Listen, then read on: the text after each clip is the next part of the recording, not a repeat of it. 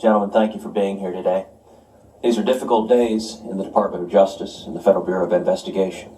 Both the Bureau and the Department have long, decades-long, in the Department's case, centuries-long traditions of fair and impartial administration of justice.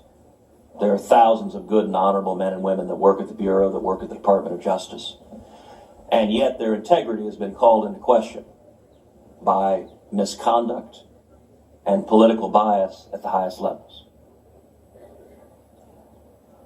On May 3rd, 2017, then Director Comey testified before this committee that he had, quote, never, and never was his words, been an anonymous source in any news matters related to the Trump investigation or the Clinton investigation. He further testified in response to questioning from the chairman that he had not ever authorized someone else at the FBI to be an anonymous source in news reports about the Trump investigation or the Clinton administration. He answered simply and categorically no. Now, in contrast to that, former Deputy Director McCabe has stated that Director Comey was aware of his leaking to the press. Moreover, his lawyer says he has email records that demonstrated Director Comey was aware of his leaking to the press all during the time it was happening. Both of their statements cannot be true. It is not possible, logically, for Director Comey to be telling the truth and for former Deputy Director McCabe to be telling the truth. So, Director Wray, tell us, which one is telling the truth to the best of your knowledge? Senator, unfortunately, I can't answer that question because of an ongoing matter.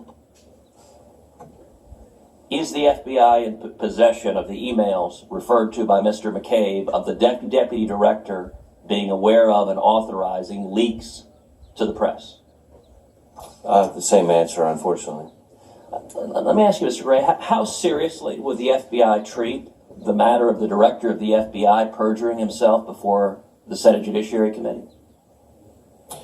Well, Senator, as the current Director of the FBI testifying before the Senate Judiciary Committee, I take the obligation to tell the truth extremely seriously, and I would expect our organization to do so as well. Well, I would hope you would take as seriously the fidelity to law of prior directors.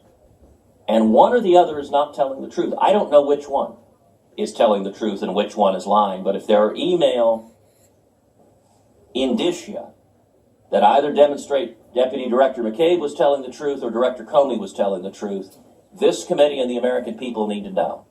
And simply saying an ongoing investigation means we'll never know who lied to this committee. That's not acceptable, I believe, either to this committee or to the American people. Well, Senator, one of the central takeaways from the Inspector General's report that's at issue today is the importance of following long-established norms in the department, which includes commenting on pending matters in front of Congress or otherwise publicly. And so I don't believe that it would be appropriate for me, no matter how tempted I might be to answer your question, to deviate from those norms in one of my first acts as director. Director Wray, let me understand which pending matter you're referring to. The Clinton email matter is closed, is that correct? Yes.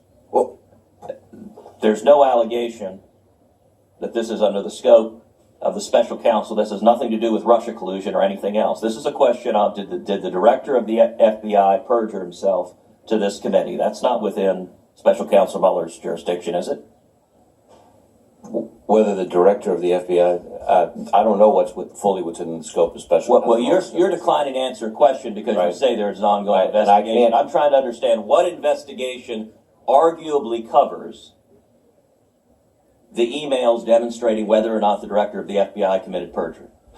And I can't answer that question without describing an ongoing investigation.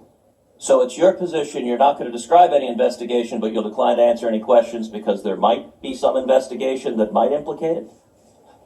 No, what I'm testifying to is that the questions you're asking, I know for a fact, implicate matters that I can't describe without implicating an ongoing investigation. All right, let's shift to Mr. Horowitz. Let's go a little bit deeper into the issue you brought up with Senator Coons about the potential bias in the investigation. Your conclusion was that the agents involved in the conduct, quote, brought discredit to themselves, sowed doubt about the FBI's handling of the investigation, and impacted the reputation of the FBI. There were approximately 15 full-time agents and analysts staffed on this investigation. Is that correct? As I see here, I'm not sure the exact number. It could well have been that number. It was a lot and probably around that number. And Deputy Assistant Director Peter Strzok was assigned to the investigation in August of 2015 and was placed in charge of supervising the day-to-day operations. My understanding is he was, in essence, leading the investigation. So the agent leading the investigation, is it true that during the period of the investigation in late 2015 and in 2016, when Mr. Strzok was in charge, he used an FBI device to call President Trump a, quote, effing idiot, although I don't believe he abbreviated it, a loathsome human, and a disaster? Correct. Did he also say multiple times that Donald Trump, quote, cannot be president? Correct. And on August 6, 2016, when FBI counsel Lisa Page said to Strzok that, quote, maybe you're meant to stay where you are because you're meant to protect the country from that menace, meaning President Trump, did Mr. Strzok reply that I can protect our country at many levels? He did. And 2 days later, when counsel Lisa Page asked Mr. Strzok whether Donald Trump would ever become president, did Strzok reply, quote, no, he's not, we'll stop it? Correct. And is it true that there are many similar statements by Mr. Strzok in the report? That's correct. And indeed, you could go on to August 15, 7 days later, which was of concern to us as well, referencing an insurance policy. Now, according to the report, beyond Mr. Strzok and Lisa Page, there were at least 3 other FBI employees involved in the Hillary Clinton email investigation that showed animus. For example, they called President Trump an effing idiot again, and they called his supporters a slur for the intellectually disabled that I won't repeat in this committee. Is that correct? That's correct.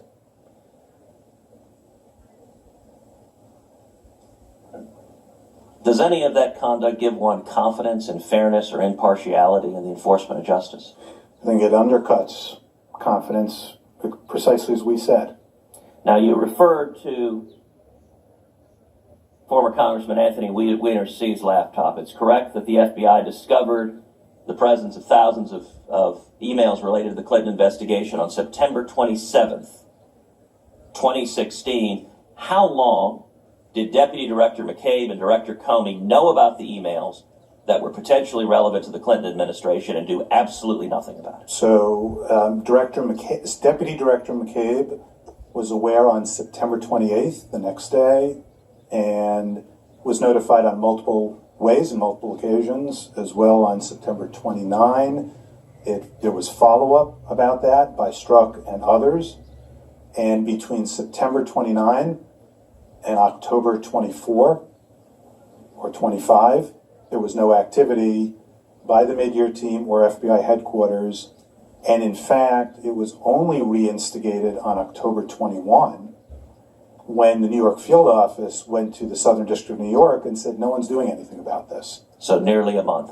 Nearly Thank a you, month. Mr. Horowitz. And I'll just to clarify Please. also, if I could, it's unclear exactly what and when Director Comey knew, because there is testimony from Deputy Director McCabe, that he briefed him on it somewhere in that late September, early October time period, but he also referred to it as a flyby briefing.